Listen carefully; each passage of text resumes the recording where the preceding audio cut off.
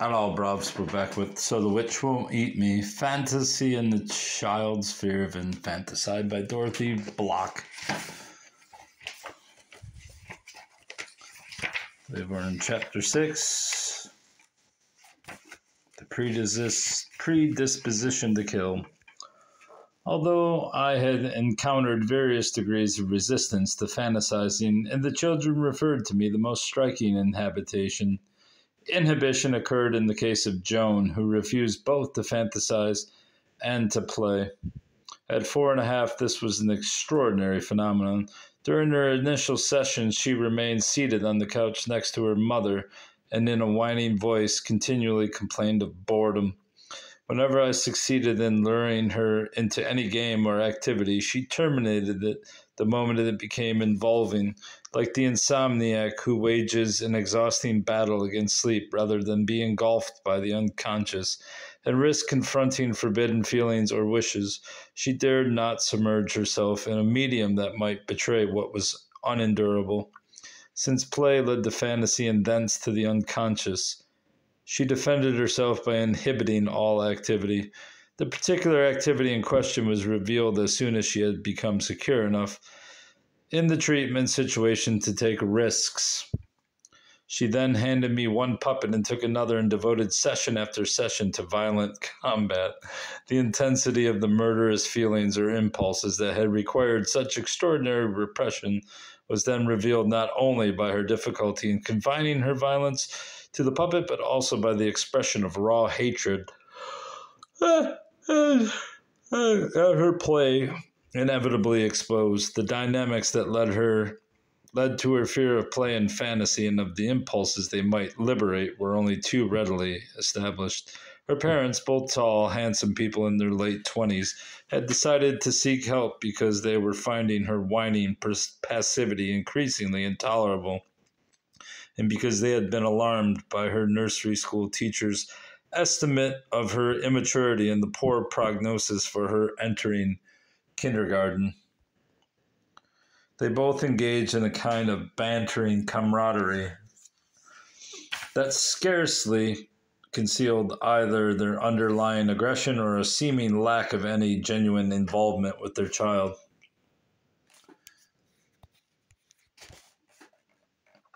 Initially, I responded to their communication with a vague feeling of confusion that soon turned to astonishment as I grasped its real meaning. They described Joan's recalcitrance at performing simple acts like climbing a full-scale ladder or clambering down rocks on her mother's favorite walk through the park. When Joan's mother saw me without her husband, she confided that she was constantly preoccupied with a wish to kill Joan. She is the mother referred to in the introduction who reported Joan's clear perception of her mother's feelings after an incident at swimming when Joan had stated, "Mommy really loves me. She didn't try to drown me. It was an accident." It was long before I also witnessed the partial acting out of the mother's obsession when Joan expressed a wish to look down at the street from my roof terrace during her first session. Before I could indicate a low platform on which she could stand comfortably, her mother seized her and swung her over the parapet wall, holding her so there was nothing between Joan and the street but space. Joan gasped and grew pale. It was quite clear that in bringing Joan into treatment, her mother was seeking protection against her own impulses for both Joan and herself. With 6.5-year-old Alan, whose mother brought him to see me because he spent all his time at home just lying around, I found similar manifestations of similar dynamics. Although Alan's father appeared to be passive and detached, his mother confided that she could not control her violent response to Alan and engaged in lacerating verbal as well as physical abuse of him. In an initial drawing that Alan allowed himself, he portrayed all three of them with elongated bodies, massive arms, and spiked hands, which he called hitters, and substantial feet, which he named kickers. After several months of marked inactivity, he revealed his awareness of the impulses that his mother's violence was inducing by stating during one of his sessions, "My mother is trying to make me a murderer." His primary concern in lying around and inhibiting all fantasy and play was apparently to immobilize himself in order to avoid killing her. Two factors whose importance as preconditions for the actual commission of murder and manifest both in government preparations for mass killing and individual instances emerged with great clarity in the case of Lewis, an 11-year-old who was presumably referred because he was not functioning at his maximum capacity. After several sessions with both him and his parents, it became clear that his father's understatement of his need for help reflected a wish not only to diminish its seriousness, but to deny its nature. The alienation expressed in the deprecation of the prospective victim and of the possible consequences of the contemplated crime assumed a chilling character as Lewis confided in cold, dispassionate terms his conviction that his mother did not deserve to live. Lewis's parents were separated and did not share their sessions. The father was a lawyer, a huge, burly figure of a man with a shock of thick, curly hair. The mother, who was also tall but blonde and much slimmer, was a painter. Although they were antithetical personalities, violence was a central issue for both of them. The father, very controlled, withdrawn, and calculating. The mother, hysterical, emotionally shallow, and frequently acting out. The father described both Lewis and his sister, who was 2 years younger, as unplanned but accepted children who had seriously disrupted their parents' lives. He characterized the mother's relationship with Lewis as monstrous. She undoubtedly favored her daughter Mary, a gifted musician who was frequently the focus of praise and admiration. Lewis dealt with his jealousy by denying and dissociating it, and by proclaiming his concern that his mother was ruining Mary. My impression that the father had concealed more than he had revealed was confirmed when the mother stated during her first session that Lewis frequently engaged in a very alarming kind of behavior. He had secretly bought some chemical what the fuck? About a year before and had set off several explosions, one of which had ripped out part of a wall. He had also put a match to Mary's hair. Wait, how old is this kid? Did they say he was 11? He's blown up walls of the fucking house. He had also put a match to Mary's hair and fortunately had only succeeded in singeing it. The mother found it impossible to get along with Lewis and admitted to losing control at his provocations and beating him. When I first saw Lewis, I remembered his father's comment that he had been born a wizened old man. He was tall for his age, slim and fair-complexioned, with straight blonde hair and blue eyes. Aside from his physical immaturity, he lacked any of the qualities generally associated with the concept of child. I never heard him laugh or saw him smile, and I can't recall a single communication that might be called spontaneous. His overriding exclusion of feeling produced a sensation both and of death and of coldly calculated murder. Lewis's central preoccupation was his mother. Although he referred to several incidents in which she had thrown things and hit him or beat him with whatever object was at hand, he had no explanation for the tension he always experienced in her presence. He was convinced she was dangerous and that she was capable of killing him and his sister as a way of getting back at his father. Most people were normal like his father, but people like his mother would have to be got rid of to improve the world. She was bad and deserved to die. He had no doubt that if he got mad, he could kill her. He could bash her head in. When I asked him about the possible consequences to himself, he assured me that since he was a minor, not much would happen. At worst, he might have to live in a detention home until he was 21, but he asserted it would be well worth it to rid the world of her. He had a reason, and that would make it all right. He had extended this reasoning to the world population and had also worked out a system of purifying society. The solution was to gather all the bad people in one place and do away with them. If that happened to each generation, we would begin to have the right kind of people. The odor of Nazi ideology was so marked that it came as no surprise to learn that he was an admirer of Hitler, who had also killed for a reason. Although 14-year-old Seth did not have Lewis's intellectual capacity, His personality was strikingly similar. He was referred by the aunt who had rescued him several years before from a physically abusive mother and taken him to live with her. She now found his delinquent behavior uncontrollable and feared for his future as well as her own. He had never known his father, and his most vivid memory of his mother was being repeatedly beaten over the head by her heel with repeatedly beaten over the head by her with the heel of her shoe. Not only was he tall and lean like Lewis, but he also conveyed the impression that every spark of feeling had been extinguished except for a rage that had been distilled over the years and had transformed his face into an expressionless mask. Although Lewis had reduced his mother and other bad people like her to a status that made them expendable, he had retained the concept of another category of normal people like his father who should be allowed to live. With Seth, however, the feeling of alienation was complete. He appeared neither to want nor to expect approval or acceptance, and to feel little inhibition toward the commission of antisocial acts. I had the impression that he experienced himself as not of the same kind, as a different species, and could therefore possibly kill with impunity. The dynamics that emerged so clearly in the cases of Lewis and Seth were further corroborated by Donald, who was referred to me at 7.5 because he had attempted to kill himself. Although his parents had found him in the nick of time, they came to see me mainly out of a desire for assurance that it was not a sign of something seriously wrong. No, he's just trying to kill himself, folks.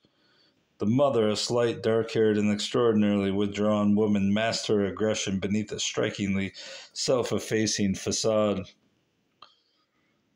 Although the father seemed extremely controlled, the tension revealed in the line of his jaw and the stiffness of his carriage left no doubt about the price of that control. That's a fucking base statement, woman. They had both been visibly shaken by their son's attempt, and although they tried to diminish the seriousness of its implications, once I suggested that it unquestionably indicated a need for help, they began the search for precipitating causes, and both agreed that the father's violence must have been a contributing factor. It appeared that for longer than either of them could remember, Donald had been the nightly target of his father's violent attacks. The accumulated frustrations of the father's day, spent at a demeaning task in a tangle of disjointed relationships, inevitably found release at the dinner table, and in the person of his older son, who additionally reminded his father of a hated older brother. The daily ritual that had apparently convinced Donald that his father hated and wanted to kill him had erupted with such intensity on that eventful night as to eradicate all hope of change and of eventually being loved. Suicide seemed to be the only solution. When I first saw Donald, I was struck by his ape-like walk and an air of cynical self-negation that was communicated mainly by a strangely defensive smile. As I had noted in similar instances where children had been the victims of violence, Donald avoided fantasy, but he grudgingly consented to a board game whose rules he manipulated in such a way as to guarantee his defeat. He probably wanted just to end the game, lady. I'd never encountered such an investment in failure and initially dealt with it by repeatedly verbalizing my good fortune at having at last found a player who was intent on losing. Gradually, however, I let it be known that from my observations I could tell that if Donald ever decided he wanted to win, he would probably have no trouble. It wasn't long before he responded and began to play in earnest. Once again, I became aware that we were engaged in no ordinary game. Murder was definitely in the air, and I proceeded to define it within the context of our play as a life and death struggle in which there was no question that he was out to slaughter, kill, and demolish me, words that I employed as often as possible in my effort to elicit verbal expression of the aggression that he had turned against himself and that had invaded the musculature of his body and produced his ape-like movements. This lady is a fucking train wreck. He relished using those terms, but it soon became evident that he found verbalization too constricting. The first intimation that we had entered a new phase, where acting out was his preferred mode of communication, was signaled by his knocking my token off the board every time he passed it. That's a normal tactic in Monopoly, lady. Although I had no way of knowing where this would lead, I took it as an ominous sign and soon insisted that he confine his expression to words. As his aggressive feelings were liberated, that became increasingly difficult and the framework of the board game too frustrating. He stopped playing altogether and took up the business of murder in earnest. He informed me quite calmly that he wanted to kill me and now devoted his sessions to this single-minded purpose. It then became my task to enforce verbalization and to prevent acting out. Since the last thing he wanted was to miss his sessions, my problem was a manageable one. I became very exacting in my demands on him. It warned that any violation of the rules would result in terminating the session. I know that he would initially find such restraint intolerable, and when I made the error of allowing him to tear apart several Kleenex, he quickly interpreted that as a sign of weakness and proceeded to shoot rubber-tipped darts to within inches of my head. After one warning that he ignored, I had no recourse but to pick him up bodily and put him out. At another time, when he persisted in not closing the door to my office on his way out, I warned that I would have to cancel his next session if he did not comply. He could not resist that challenge and drew the promised punishment. Those two incidents were sufficient to impose controls and to eliminate acting out. From then on, he devoted session after session to verbalizing his wish to kill me. Like Lewis in relation to his mother, Donald then proceeded to reiterate and to argue, with all the logic he could muster and a contempt that appeared to echo the concept of and hun, that I didn't deserve to live. At the same time, like Lewis, he also established his own immunity from serious punishment because of his special condition as a child.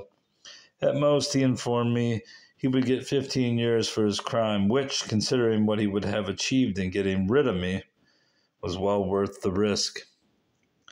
Whether or not any of these children would eventually have committed murder is, of course, purely speculative. The very fact of their having been brought into treatment suggests a greater degree of caring on some level than was found in the parents of actual murderers. Nevertheless, the violent abuse to which they were habitually exposed and the non-loving character of their environments are strikingly similar to the early experiences of people who have actually committed murder. The extraordinary inhibition of feelings and fantasy that I noted in all of them also resembles the unusual degree of control that apparently characterizes most murderers. Similarly, the feelings of alienation that seem to result from persistent violent abuse in a non-loving environment and that appear to be universally accepted as essential instruments in governmental preparation of the psyche for killing in aggressive wars were also found not only in many of the people who had actually committed murder, but also in 3 of the 5 children discussed. In 2 instances, the children verbalized their conviction that their prospective victims did not deserve to live. The third experienced himself as outside the pale of human society. The degree of repression that resulted in the inhibition of fantasy in all of them appeared to arise not from the wish, but from the impulse to kill and from the fear of losing control. The inhibition of fantasy, which serves as a defense against persistent violent abuse in a non-loving environment, may therefore suggest a predisposition to commit murder. And that's all for now, thankfully.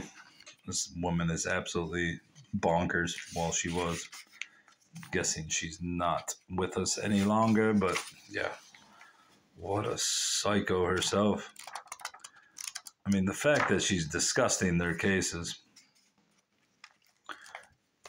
is bad enough, but saying that they all were predestined, maybe not predestined, but destined to murder someone is just crazy talk. Crazy talk, I tell you. All right, goodbye.